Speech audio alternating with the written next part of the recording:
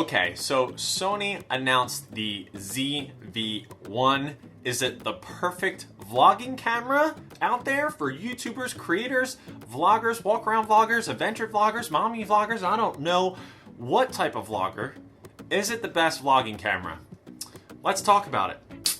What's up, internet? My name is Kyle, back with another episode about cameras, tech, and all that good stuff. Making a fun, just kind of talky video with you guys about Sony's new camera announcement, the perfect vlogging camera for creators out there, the Sony ZV-1, or maybe Mark 1, maybe they'll make a second version, who knows. So Sony sent the camera to a bunch of different creators. Wish I was one of them. Hey Sony, holla at your boy. I'm sure you've seen by now a dozen or so videos made on the Sony ZV-1. I watched Sarah Dietschy's video on it. I watched Gerald Undun's video on it. I watched Jared Poland's video, DP camera review, and probably like 2 or so more video reviews on this camera. So I feel like I've gotten a lot of different opinions on it. And I want to give my own opinion as well as point out some of the things that I think some of those creators really hit the nail on the head with what this camera is for, what it's about, and how good really is it. Okay, so I have some notes on my iPhone. We're just gonna keep it casual. I'm gonna go through a list of some things that really surprised me about this camera. So number one has to be the fully articulating screen. If you don't know what that means, this is the Canon M50. It came out in 2018, and in my opinion, compared to the ZV-1, is the next, maybe best option for vlogging. It has a fully articulating screen, meaning it flips out, flips around, and faces the other way, and it's fully touchscreen. You can touch all the menu options, you can touch to focus, it flips back, it does all different types of angles, it doesn't limit you in how you can view the screen. Now, older, cheaper camera, which you guys know I very much love and it's near and dear to my heart, the Sony a6000, which is a lot cheaper than most other cameras because it's older. It doesn't have a flip or a very angle screen. It just has a screen that does this, which it just flips out and then back in. That's it. The 6100, which I'm filming on right now, flips up, but then you have other problems, which you really just need to buy an adapter like this, which is a metal bracket, which you can put your mic on. Anyway, the point is the ZV-1 right out of the box has the vari angle screen, which no Sony camera has ever had. And that's a big deal. So basically what that does is it says Sony listened. Sony heard time after time, hey, we want a flippy screen. We want a flippy screen. You know, vloggers, even photographers, lots of people gave Sony pushback on that because Canon has flippy screens, Panasonic has flippy screens. So really cool to see they just designed this camera for vloggers and overall kind of YouTube creators and said, here, this is what you wanted. One last thing on the screen before we move on is that it is not touch enabled with the menu system. You can touch to focus, which is huge for ease of use, I think, for beginners who just pick up their first camera for the first time other than their phone, because it acts like a phone. But the menu system on the ZV-1 is not touch enabled. Now, this is a big problem in my opinion. I feel like the menus are very deep on the Sony cameras. Heck, I make videos strictly about the menus to kind of, show people where things are. So to have it touch enabled would just be that next step in taking their cameras and making them easier to use. And that's why cameras like the Canon M50 are really easy to use because you can touch around the menus. Okay, enough about the screen. Let's move on to some other cool things. Another cool thing, which I actually just made a video about, is ND filters, neutral density filters, which are like sunglasses from the sun for your camera, so you can film at lower f-stops in brighter conditions. This camera has that built in, which is pretty cool for something that fits in your pocket, which will be a recurring theme through this video. This camera fits in your pocket. What's cool is you don't have to carry around an ND filter. It's already built into the camera, and certain settings on the camera turn it on automatically, which is pretty cool. Okay, the next thing that surprised me a little bit was the lens goes down to an f1.8.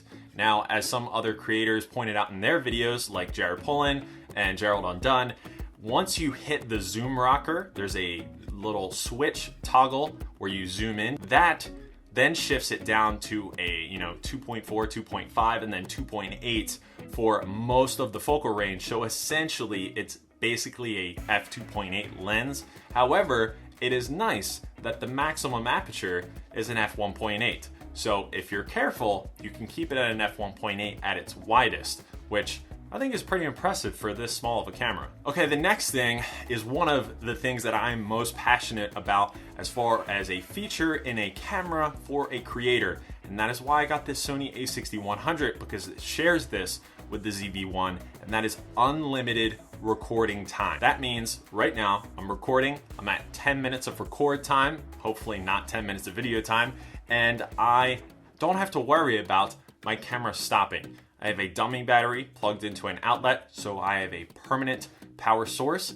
You can also do that somewhat with the ZV-1. You can use an external battery actively charging the camera, and that will go on after the battery is drained. So you have, like, I believe an hour and 10 minutes plus off just the battery alone, which is amazing. And then you can have an external battery plugged in and you can actively record as that is powering the camera. So as far as time limits, whether you're speed painting or doing some kind of crazy time lapse, or doing talking head like this and you need to talk for an hour and don't want to worry about splitting it to different clips and things like that, it is so valuable for creators to not have to worry about that. So kudos to Sony for putting that in such a tiny little camera. I hope going forward that the unlimited record limit is on all Sony cameras. Okay, the next thing I want to touch on is image stabilization, which there are two forms of it. It has lens image stabilization, and then it also has, I believe it's called active image stabilization, or IS for short. Now, a bunch of people who got the camera early have made comparisons on, stabilized versus both stabilizations on versus stabilization off. And you can clearly tell the difference between the levels of stabilization. But I think the key here is that you have the option. Sony a6100, the Sony a6000, 6300, and 6400 don't have any IS. Now, you can obviously get a lens with image stabilization on it, but not all lenses have it. The Sony ZV-1 has a built-in lens. You can't change it, which is a con about the camera, but it has image stabilization, and then it also has the digital image stabilization. Now, the digital stabilization is going to crop in, which a lot of people have been talking about the focal length of the camera, which we'll touch on in a minute, but I think it is just good that you have the option for two forms of stabilization. Now, it is up to you what you want to use, and what type of videos you make will determine the stabilization you make. But I think in a camera like this, I just appreciate Sony giving you two options of stabilization. Next on my little list is rolling shutter, which strangely enough, a lot of you guys comment about rolling shutter. Obviously in my videos, I'm not doing a lot of moving back and forth, any pan shots or anything like that. So rolling shutter for me isn't a huge problem. The Sony a6000, 6100, and even my Canon M50 have terrible rolling shutter. By rolling shutter, I mean that jello-y look you get when you move the camera from left to right when you're filming. The Sony ZV-1 has minimal rolling shutter compared to similar cameras in a similar price range. So kudos to Sony for figuring that out. I hope that goes into their next generation of cameras, whether it's 1-inch sensor or APS-C. Okay, the next thing is that this camera has picture profiles, which again is a shared feature of the 6400 and above. Well, 6300, 6400, 6500, and 6600. So on my camera right here, the 6100, I don't have S-Log. I don't have something like HLG, which I'm not sure is on the ZV-1, but the point is that picture profiles, can give you more color grading flexibility, a little more dynamic range flexibility, and that's gonna help this camera since it only has a 1-inch sensor, which is a lot smaller than the Sony a6100 and that, A6K line of cameras. So that was really impressive when I heard that. I was like, wow, they're kind of, gearing this towards people who want maybe a more cinematic look and want to dive into picture profiles. So I was pretty impressed with that little tidbit. Also, speaking of colors, the color science that is in the newer line of Sony cameras, you know, beginning with the Sony a7 III, is in the ZV-1. So skin tones are gonna look more natural than, say, the Sony a6000. Okay, the next two things are things that are very specific to the ZV-1. And, you know, Sony is kind of pushing this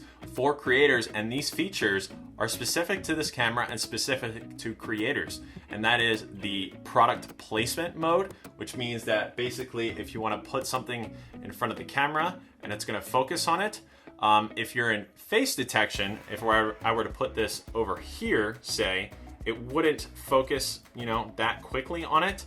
I don't have face detection on right now, but the point is, when you use that mode on the ZV-1, you are going to easily be able to put something in front of the camera, have it focus on it, take it away, and it's going to go right back to your face, and it's going to do it very quickly. I have the medium setting on my Sony a6100, so that's not what you're seeing right now is not nearly as fast as what you can have both on this camera and the ZV-1. So for somebody who's like, oh, I want to get a camera, do product reviews, the ZV-1 is going to be pretty perfect for that, and they make it very easy with the push of a button. And the next cool feature is the background blur button, or in my opinion, they should have called it the bokeh button or the bokeh button, however you say the word. Sometimes when I think about features like this, where it's a push of a button and it enables some type of, you know, changing of features without you knowing, you know, what the settings are doing, I'm a little bummed out. As a photography nerd, I wish people kind of understood, you know,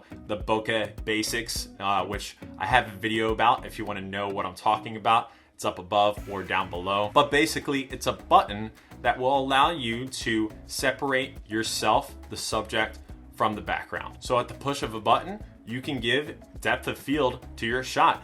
And I think that is really cool at this point. You know, we're at 2020. Cameras should get a little smarter. They should get easier to use for beginners. And, you know, other cameras don't need to have this button, but the ZV-1 having a button like this is a really smart move on Sony's part. All right, some other small things that I noticed that I think are definitely worth mentioning are the record light. So on the front of, say, like my Sony a6100, there is a focused assist LED on the front that will flash red when you're trying to focus in the dark or something like that. It doesn't have a double use, which it should, which when you hit record, you should have a flashing indicator or a solid indicator. The ZV-1 has that. So whenever you're, you know, a beginning creator and you're recording yourself and you don't know if you're recording yourself, that's a problem. You could sit in front of a camera for an hour, maybe even longer, and not realize that you're not recording. And that's a huge bummer. It's happened to me many times. However, now I have a monitor, so I know I'm recording when I'm recording, but having a flashing indicator on the front of the camera is great, and the ZV-1 has it. Also, another thing, which is kind of funny, but very practical, is the record button is on the top of the camera, not in a weird spot like the a6000 line, and it's gigantic.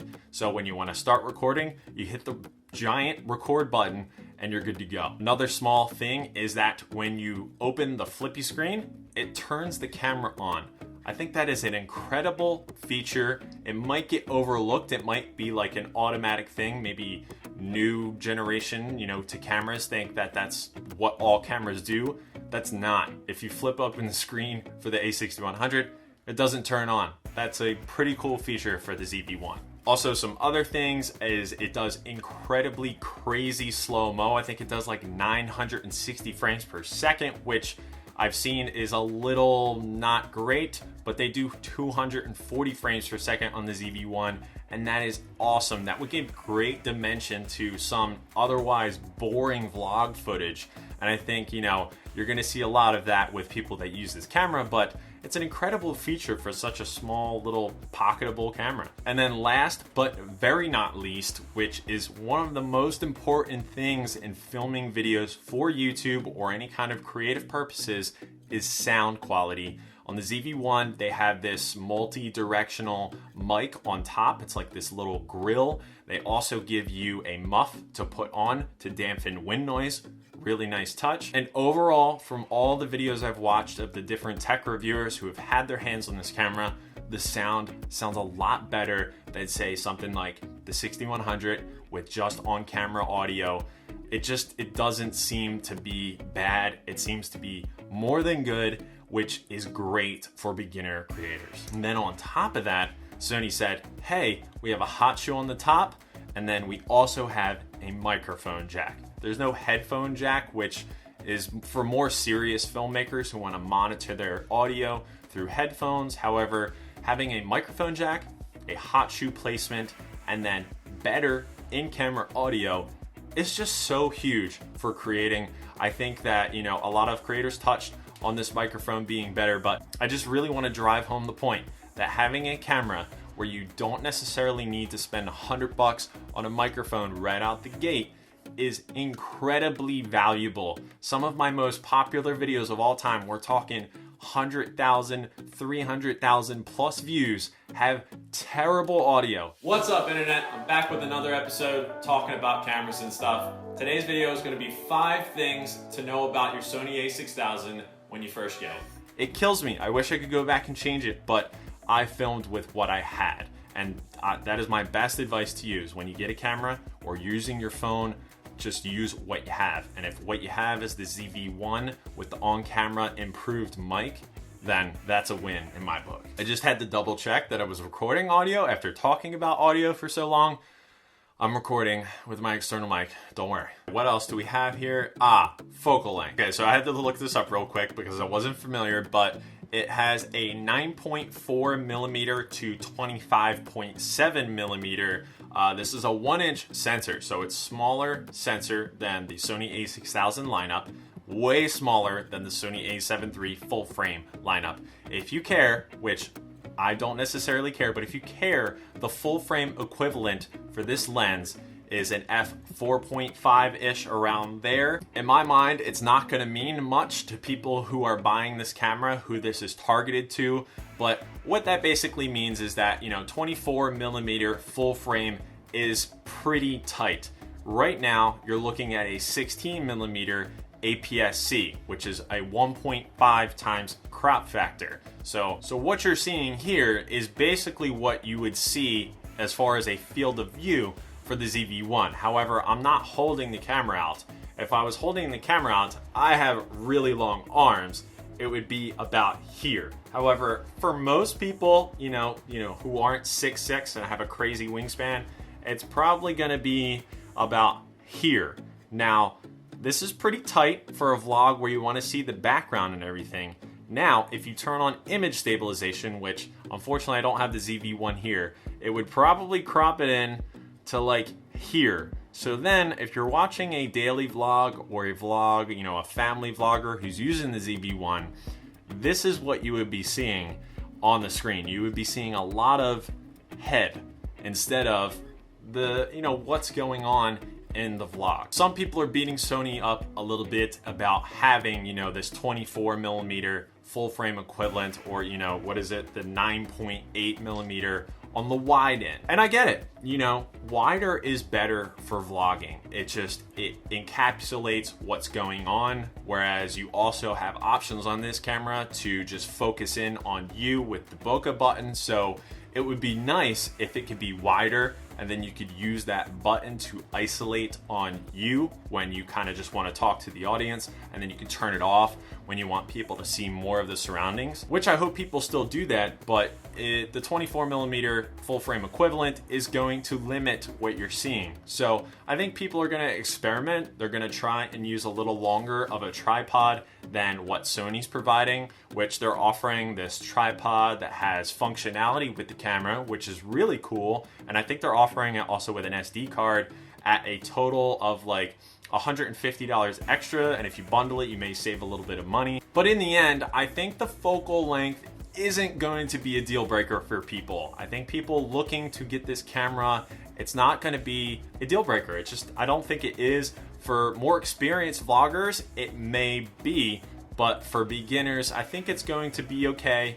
And then if they want something wider later on, they'll get something like, I don't know, the M50 or maybe like a 6400 or something like that further down the line. I think it's interesting that I'm making this video a couple days later than people who have had the camera for a week or two, and then people who have just made a snap review, you know, the day it was announced.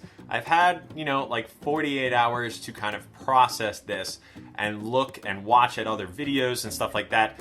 And overall, my thoughts are, I'm kind of impressed. I don't know, when I first saw this, I was like, whoa, whoa, whoa, Sony, you didn't do this, you didn't do that.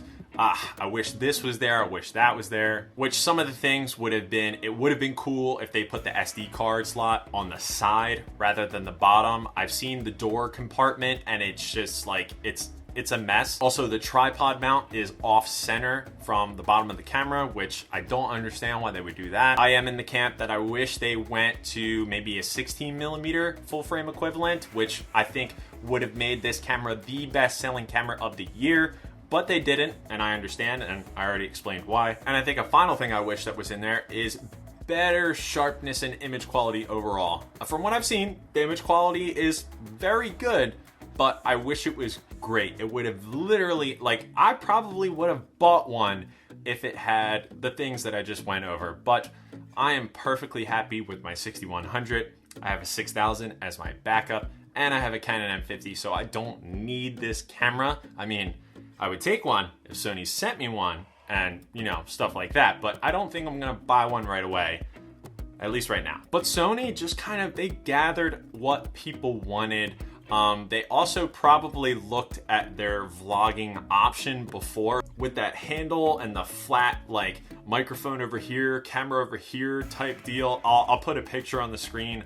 When I saw that, I laughed. Literally lolled. I laughed out loud at that design. This though, the ZV-1, just kind of throws that to the side and is like, hey, we actually have a vlogging camera for you. I think the thing that's gonna come down to more experienced people versus non-experienced people is the more experienced people are going to want a camera with interchangeable lenses, and they're gonna want that better sharpness, and they're gonna want the lenses that they can get in the future that offer better image quality, better sharpness, you know, lower f-stops, high dynamic range, things like that. The ZV-1 is for somebody who just starts out, doesn't want to do lens shopping, has no idea what full frame equivalent means or an f-stop or anything like that. They have a background blur button, they have a product focus button, they have a flippy screen that they can touch to focus on things if they want. They also have this cool tripod that connects to the camera that they can just buy a creator kit, which I think is pretty reasonable at the moment price-wise. And that's all they need, and they're off and running. And no record limit, so they can do really long videos if they want. I'm really passionate about the recording limit. I think you guys know that by now. Yeah, it's just, I don't know. Sony, cheers to you for making a product that the market screams for. I hope it is successful, and I hope they keep iterating on this product. Also, I've seen other reviewers say that the camera itself, it feels cheaply made compared to the Sony RX100 line. If you're wondering if you should get a RX100, they are a lot pricier, but they are built to last. Those things are like metal, and they have further zoom reach and things like that. They have other features that say the ZV-1 doesn't, but the ZV-1 has more ease of use, which seems to be the more of a trend towards vloggers or beginner vloggers might want that more than an RX100, which also may have worse battery life. And phone, do not do that. Honestly, at this point though, I am trying to get more in the habit of making more videos more often. I have a studio space, which by the way, I'm messing with these lights behind me, which I'm gonna do a review on soon, I promise. And yeah, it was just really nice to talk to you guys in a non-scripted format. I had just bullet points on my phone. I normally don't write a script, I do like an outline, but anyway, I just wanted to talk to you guys about this camera. Obviously, I'm very excited anytime Sony announces a new camera, and this one is, you know, more on the budget friendly-ish side. It's under $1,000. I think the camera is $750 right now until the end of June. Like, I think the last week of June, it's gonna go up to $800, and then that's without the tripod. So it's not cheap by any means. You can get a Sony a6000 used for $250, $300 with a kit lens, which has image stabilization in the lens, but the sound quality is a lot worse. The skin tones aren't gonna be as great. and you don't have those cool buttons like the, you know, background blur button or the product focus button. So a lot of cool things on the ZV-1. I appreciate Sony putting a flip screen on a camera. They better do that on other cameras. Sony, you know what? You're listening. I know you are.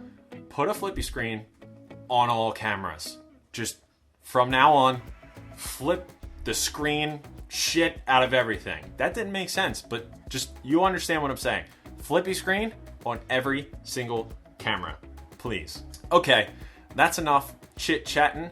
I'm gonna go play some video games now. Hopefully edit this video, and hopefully it's not a monster to edit, because I've been talking a while. Thank you so much for the support over the past few weeks and everything while I've been moving, and obviously the world has been changing and all those things. So yeah, really appreciate your guys' support. As always, I will see you guys in the next episode later.